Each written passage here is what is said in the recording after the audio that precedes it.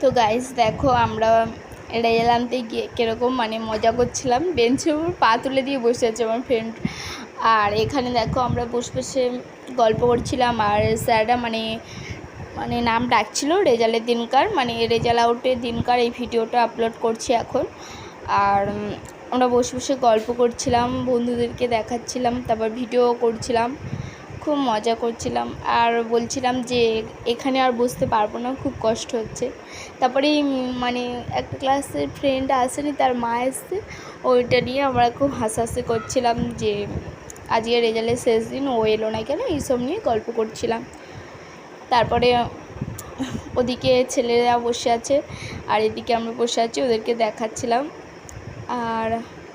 আর কি করব, তারপরে ওদের সামনের মেয়েগুলোকে ডাকছিলাম, ওরাও কেউ সাড়া দিচ্ছিল না। ওরা ভেবেছিল যে ভিডিও করছি, রিলস ভিডিও করছি, তাই জন্য ওরা তাকাচ্ছিল না।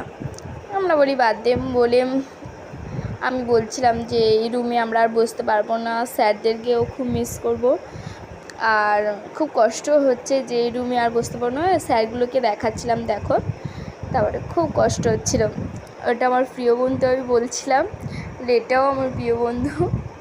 তো ক্লাসের মধ্যে এত চেঁচামেচি হচ্ছিল, ভিডিওটা ঠিক করা যাচ্ছিল না, তাই ভয়েস দিয়ে করছি গাইস, দেখো। তারপরে চুপ করে বসেছিলাম মন মরা হয়ে যে আর এই রুমে বসতে পারবো না। তো ভিডিওটা কেমন লাগলো প্লিজ বলুন।